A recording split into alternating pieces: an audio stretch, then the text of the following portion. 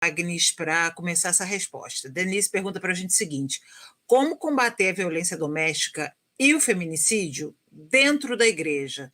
Se o posicionamento é mais incisivo te afasta dos trabalhos coletivos. E aí é uma pergunta muito voltada para a coisa da base, né? Quando a Leila estava falando aqui do trabalho do Levante, eu fiquei pensando assim, meu Deus, semana passada eu tive lá para dentro de Nova Iguaçu, naquele lugar onde não tem rua asfaltada, onde não tem nenhuma pracinha, mas tem uma igreja a cada esquina. Como trazer esse posicionamento para essas mulheres para dentro da igreja de uma maneira mais incisiva quando a igreja te afasta de coletivos, de movimentos assim como esse que a gente está promovendo agora. Agnes. Denise, e todas, né? Mas Denise que fez essa pergunta. Não existe uma resposta fácil e pronta para esse desafio. Falo de dentro de uma organização tradicional. Algumas pessoas conhecem o meu contexto. Não sei se vai ter alguém aí, o Rabi, para dizer de que igreja eu sou, espero que não. A Bíblia sempre aparece nas minhas lives para dizer de qual igreja eu sou. Vamos ver se vai surgir. Mas sou de um contexto muito tradicional, muito fechado para algumas pautas. E o que eu tenho aprendido é que a maneira que a gente pode ter de maior potência para combater violência doméstica e feminicídio dentro da igreja é usando o texto bíblico. Só que a questão é a maneira como a gente vai usar o texto bíblico. Nenhuma mulher de nenhuma igreja vai dizer para você na sua cara: ah, não quero participar de um estudo bíblico. Mas é bem possível que ela diga para você que ela não quer ouvir falar sobre feminismo. Mas ela vai querer ouvir falar sobre um estudo bíblico, ela vai te ouvir.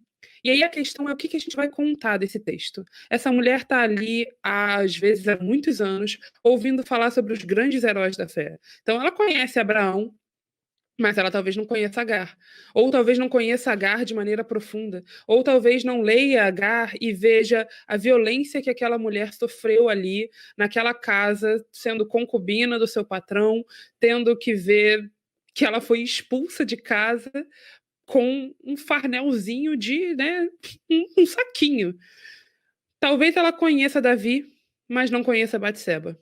Talvez ela não conheça a história de Batseba a partir desse viés. Talvez ela não conheça a história de Batseba a partir do viés da sua solidão, do que era ser mulher naquele contexto e receber uma comitiva de soldados te levando para visitar o rei.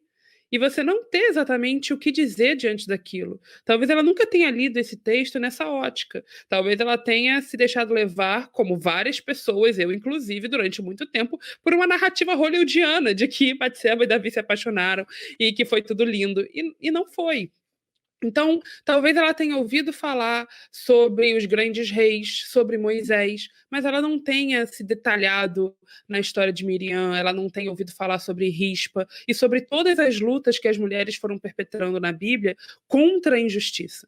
Então, o que eu diria é eu acho que talvez, de forma mais incisiva, realmente a gente acabe afastando as pessoas não querem necessariamente ouvir, porque isso grita, bate muito com aquilo que a pessoa acredita ou com aquilo que a pessoa construiu. Então você vai desconstruir esses personagens como?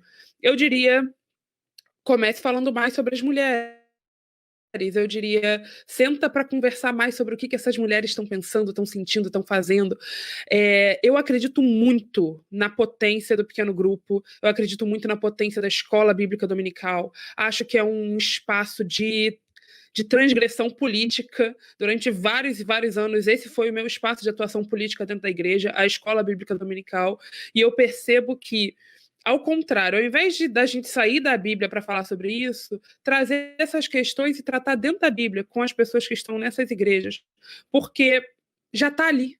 O texto bíblico já está nos dando pautas maravilhosas para a gente discutir a partir da vida de várias mulheres. Vamos discutir Ruth para além do seu encontro com Boaz, vamos discutir Noemi, vamos discutir Esther para além daquele ponto específico, ou a Rainha Vasti. E, nesse sentido, eu acredito que a gente consegue propor mudanças sem, de alguma maneira, destruir as nossas relações dentro da igreja. Porque se a gente destrói também, a gente não consegue fazer o trabalho que a gente quer fazer. Ao contrário, a gente quer construir pontes. E aí eu acredito que o melhor instrumento de construção de pontes é justamente o texto bíblico.